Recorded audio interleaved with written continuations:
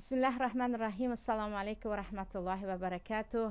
عزیزان، امروز خواستم همراه شما درباره اینکه زنها هم برای علم آموختن و دعوت کردن حق دارند صحبت کنم. در ما همیشه از دو بیت فردوسی دلیل میگیرند که برای زنها یک همین هنر بس است که بشینند و زایند شیران نر. همیشه همین رو میگویند، یعنی برای زنک خواندن چه لازم، برای زنک میدان دعوت چه لازم. زن باید در خانه بشیند و شیران نر به دنیا بیاورد. ولی همگان شاهد هستیم که زنهایی که سواد ندارند، زنهایی که از همه جهت محدود هستند و از آنها فقط از دست و از پایشان به کارهای خانه استفاده میبرند و از عقل آنها، از مغز آنها استفاده نمی شود، شیر نر به دنیا نمی آورند. چند بزدل به دنیا می آورند که به خاطر مال دنیا به همه چاپلوسی راضی هست، به همه کارهای پست راضی هست تمام عمر سرش را نبردارد. یعنی شیر نر از زن به دنیا می آید که آن زن خوی شیرانه داشته باشد، آن زن افکار و جسارت شیرانه داشته باشد و این را فقط ایمان می تواند به زن این گونه جسارت را بدهد. و ایمان هم که به علم نمی شود، ایمان هم که به علم نمی شود. تا زمانی که شما الله را نشناختید، تا زمانی که شما بزرگی الله را با علم نشناختید، کتاب الله را با معنیش ندانستید، شما ایمانتان قوی نمی شود. برای همین بیایید این بیت را یا این مصرع را به یک دیگر دلیل نآوریم که برای زن فقط خانه نشستن و تولد کردن کفایه است. او تولد میکند، اما چی تولد میکند؟ چگونه انسان تولد میکند و بزرگ میکند؟ یک زنی که سواد ندارد، یک زنی که نه حق خود را میداند، نه حق پروردگار را میداند و او نمیداند که در این دنیا مسئولیتش چی هست، در این دنیا چگونه زندگی ارزنده باید داشته باشد. این گونه انسان ها چگونه انسان به دنیا می آورند و چی شیر نری از اینها باید شما انتظار شوید.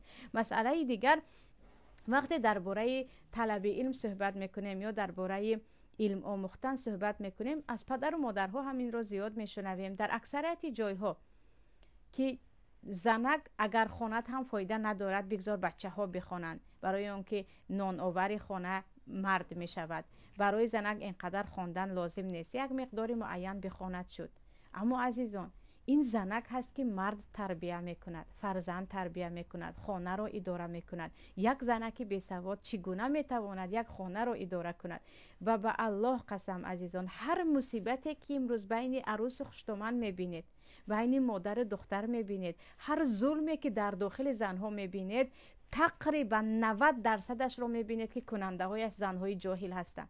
زنهایی هستند که در حیاتشان دست به کتاب نزدن، زنهایی هستند که حیات را با یک چشم تنگ میبینند که فقط خوردن است و پوشیدن است و چیزی دیگر نیست. از دست اینها این همه مصیبت ها می آید و اول شده خودی تو برادر عزیز، خودی مردان از دست زنی بی سواد اذیت میکشند. مردهایی که میگویند، اکثریت شاگردها به من میگویند که استاد خودی شوهرم اجازه نمیدهد، چی کار کنم که خیلی میخواهم بخوانم، شوهرم میگوید من راضی نیستم، من حتی طلاقت میدیم. برای خودت مصیبت میآورد زنی بیسوادت. زنی بیسواد اولین و بزرگترین مصیبتش میشود بالای شوهرش. شما به فکرتان عزیزان، این زنهایی که امروز یکمین مصیبتی که به سرشان میآید، اول راه حل را یا در تهدید میدانند، طلاقم را میدی، از خانه برآمده میروم، یا در تهدید بدتر خودکشی میدانند. یعنی اینها رو از چی شما گمان میکنید؟ برای چی یک زن به خاطر یک جنجال اویلوی برای اون که راه حلش رو پیدا کند میگه خودم رو میکشم، یا دارو میخورد، یا میرود یک غلط های میکند که کودک 3 ساله میکند، یک گپ های میگوید که کودک 4 ساله میگوید، یک خاراکترهای رو در جماعت نشان میدهد که میگوید یک کودک 2 ساله و 3 ساله است. همش بیسوادی هست، همه این از بیسوادی هست. برای همین حتی پیامبر صلی الله علیه و سلم حدیث در بخاری است، مخصوص برای زنها حلقه درسی داشتن روزهای پنجشنبه پیامبر درس مخصوص با زنها میگذرانیدند که زنها از پیامبر صلی الله علیه و سلم درباره فوتیدن کودکشان، صبر برای فرزند از دنیا رفته و از این چیزها میپرسیدند. یعنی مسئله های مخصوص رو همراه پیامبر بررسی میکردن. در روز عید هم حدیث باز در بخاری هست، در روز عید بعد از اینکه خطبه رو با مردم میگذرانند، چون در اون وقت میکروفون و صدا بلند کنک نبود، رفتند و با زنها مخصوص خطبه گذرانیدند که شما هم صدقه کنید، شما هم از مال داراییتون بدهید، که الکی زنها از این میفهمیدند که آنها حق مالداری رو دارند، آنها هم مثل مردها در فرضها شریک هستند. ببینید در شریعت، در خودی فرض‌های پنجگانه، نماز و زکات و روزه و حج و شهادت، بین زن و مرد هیچ فرقیت ندارد. بعضی مسئله های جهاد هست که در آن وقت زنها باید از اینکه حامله داری دارند، فرزند بزرگ میکنند، آنها نمیتوانند اشتراک کنند در بعضی مسئله ها مثل نماز جماعت و نماز جمعه و مثلا جنازه و یا گفتیم جهاد فقط برای مردها فرض است. اما در عموم در طلب علم پیامبر هرگز بین زن و مرد جدا نکردن و همه شما با خبر هستید که اولین کسی که حدیث پیامبر رو به ما میرساند با علمش حضرت عایشه بودن. و در ما سبحان الله در مسئله علم وقت صحبت میکنیم یک چیز فقط میگوین، زنک اگر علم دار شود زبانش دراز میشود، اما برعکس نیست. آدمی که در حقیقت علم ربانی دارد، علمی که به خاطر الله گرفته است، او زبان درازی نمی کند. زبان درازی از آن نفرانی است که عقل سالم، عقل خالی دارند. آنهایی که تا اندازه عقلشان پوچ است، همون اندازه زبانشان دراز شدن میگیرد. کدام زن را دیدید که یک زبانی چند متری دارد، بدونید که همون قدر عقل کوچک دارد. یعنی هرگز گمان نکنید که دخترکی با سواد، زنی با سواد شما سبب می شود که شما رو آزاردهد. برعکس، چه خیلی گفتم مصیبتی که از زنهای بی سواد می آید آخر ندارد. هم به خودش، یک کم زنی بی سواد به خودش، به فرزندش، به شوهرش، به اهل عائله‌اش کارهای غلطی می کند که چه خیلی گفتم فکر می کند یک کودک است.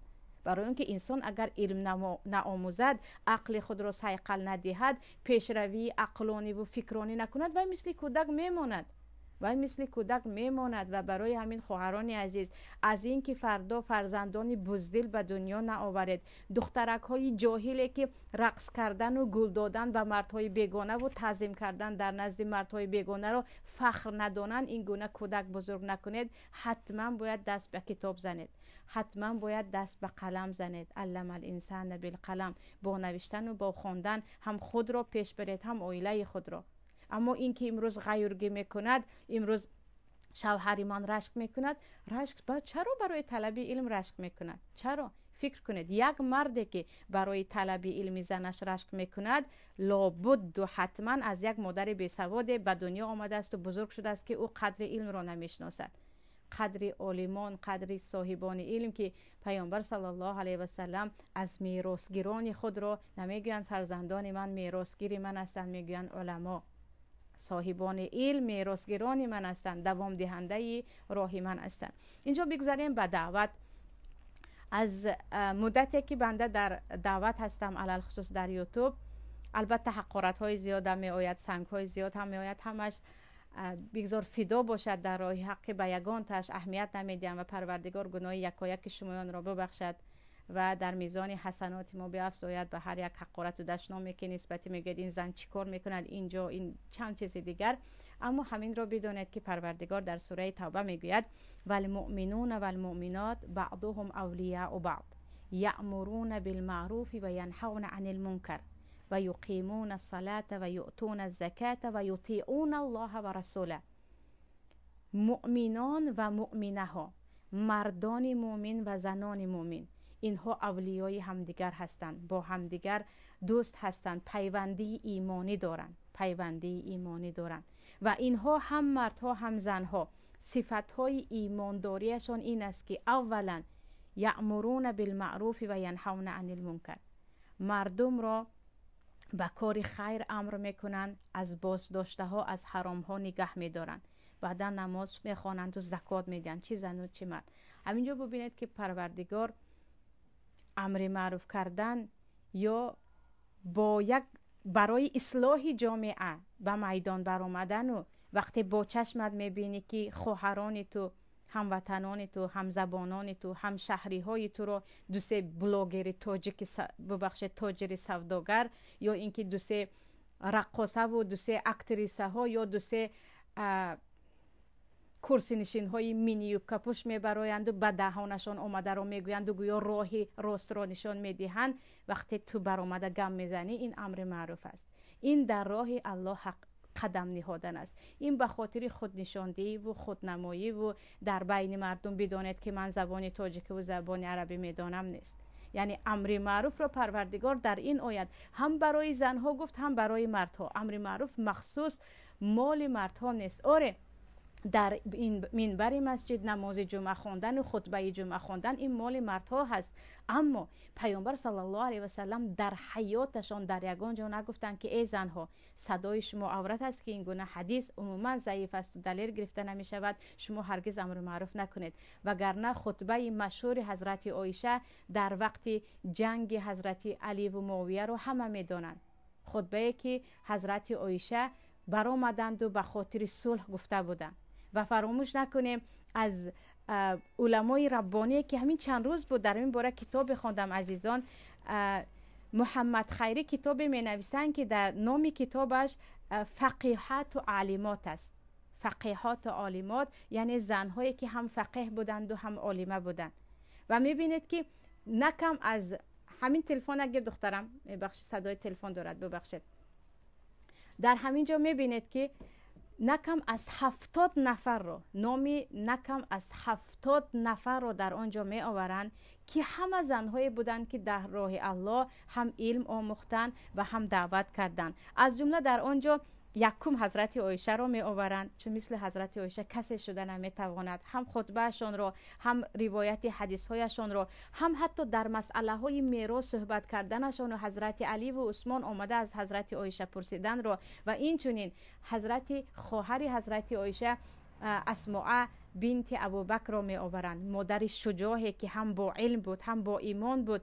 وقتی پسرکش جیگرش عبدالله ابن زبیر می آید و می گوید مادر همه مرا ترک کردند، الان حجاج می خواهد مرا بکشد یا که من تسلیم شوم، تو بگو من چی کار کنم؟ اسماء می گویند پسرم، از اینکه در راه حق کله تو را بگیرند، تو را ذبح و قربانی کنند، بهتر است که تمام عمر در دست بنی امیه شلاق بخوری، چاپلوس آنها شوی، هرچی آنها بگویند این را بکنی. برو به شهادت رس، برو به شهادت رس. در راه حق از دنیا رفتن بهتر است از اینکه خار و ذلیل سر تو خم باشد. این را که میگوید به جز یک مادری که صاحب علم بود و صاحب معرفت بود و صاحب دین و ایمان بود. مسئله دیگر در اینجا فاطمه بنت عیاش هستند که مرگشان 714 هجری هست، عصر 8، یعنی عصری که عصر دیگر ازدهار تمام علما هست. در عصر ابن کثیر و ابن تیمیه و این علما زندگی کردگی هستند. فاطمه بنت عیاش دعوتشان هم در خود سوریه بود هم در مصر بود. در آن زمان بر ضد بدعت‌های آن زمان جنگیده بودند، بر ضد آن همه تغییر دادن شخصیت یک زن مسلمان، تغییر دادن رویش یک زن مسلمان، همیشه با زبانشان و با قدمهایشان شهر به شهر و دولت به دولت گشته بودند، که حتی میگویند از بالاترین علمای آن زمان همیشه امام ذهبی هم می آورند در کتابشان که از فقیه های بهترین عصر خود بود که مادر مثل این زن دیگر تولد نکرده است. و به همان نزدیکی زینب غزالی هستند، 2005 است مرگشان. می بینید که زینب غزالی نکم از 50 دولت مسلمان را رفته هستند و در آنجا دعوت به دین کردگی هستند و همیشه می گفتند میدان دعوت خالص برای مردها نیست، مسئله هایی هست که زنها با زنها باید بگویند، زنها با زنها باید بفهمانند، مسئله هایی هست که مردها آن را فهمانده نمیتوانند. و همینجا عزیزان، علل خصوص شاگردانی که بنده را همیشه گوش میکنید و با من هستید، خواهران عزیز، بدانید که امر معروف کردن در همین حاضر زمان برای خواهران تاجیک، برای مادران تاجیک و برای آنها کی بودن آنها را شناسانیدن، کی بودن جامعه امروزه را شناسانیدن، با کدام راه روند که دیگر غلط نکنن شناسانیدن برای یکایک ما فرض است. برای آنهایی که صاحب علم هستند نگوید که من نمیتوانم، نگوید که وقت ندارم، نگوید که به من اجازه نمیدهند. به هر کس اجازه نمیدهند، اما در این مسئله باید ثابت باشید. قدم زنید. در این مسئله باید با اطرافیان خود حتی جهاد کنید یا گفتیم مبارزه برید که باید برای اصلاح بخیزید. وگرنه ببینید امروزه دخترکان رو ببینید سبحان الله، چی در روسیه باشن، چی در اروپا باشن، چی در تاجیکستان باشن، الگوی اینها کی هست؟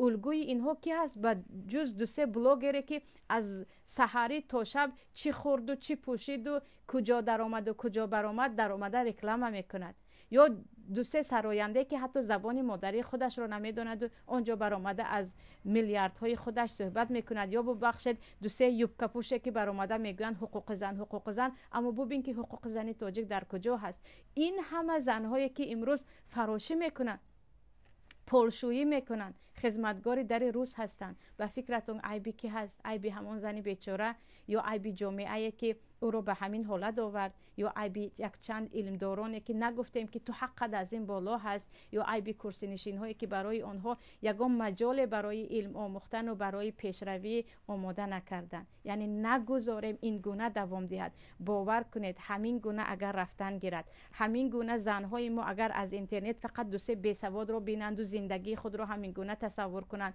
پس از چند سال میبینید فقط زنها نه مردها هم پولشو میشوند. جوانهای 18 ساله و 20 ساله هم میروند و پولشویی رو یک مهنتی تاج سر میدانند.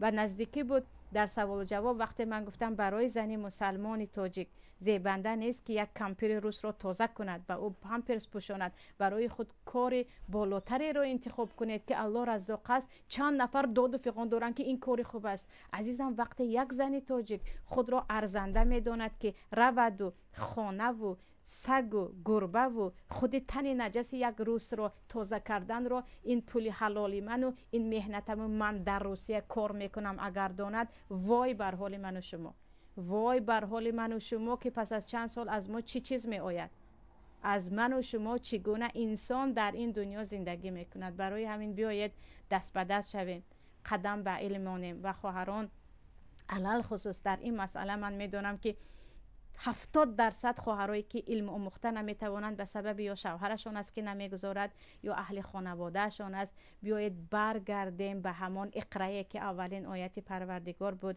و میبینید چگونه فرزندها در خانه بزرگ میشوند، چگونه عائله این گونه زنها ساخته میتوانند و این چنین میبینید که جامعه ما به کجا میرسد. و چیز دیگر به هر یک برادرانی که اهل علم هستند باز هم میگویند برای زنها چی مونده است در یوتیوب صحبت کردن رو، برای زن چی مونده است برآمده قرآن گفتن و حدیث گفتن را.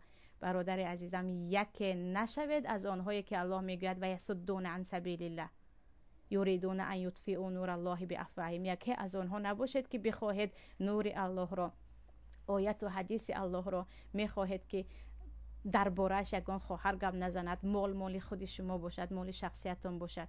برای بیچارگی همین زنهای امروزه، برای پول شستن و رفته تازه کردن روزهایی که زنهای امروزه هستند، شما هم گناهگار هستید که به جای اینکه به او بگویید تو حق داری، حق تو بالاتر همه هست، تو میتوانی از این هم به جایهای ارزنده برسی، فقط گفتید در خانه چین، قدم نمان، دست به کتاب نزن، تو میتوانی شیر نر تولد کنی که بدیدیم الان دیده هم استادیم که کجا هستند شیرهای نره که مادران شیر میجاز تولد کردن. این را با هم دیده استادیم. این بود صحبت امروزه من همراه شما. باز درباره مسئله های دیگر خیلی میخوام زود همراهتون صحبت کنم که خیلی طلب هم دارید، ولی زیاد که با شاگردها هم مشغول هستیم وقتمون نمیرسد، ولی که خیلی کوشش میکنم همراهتون باشم.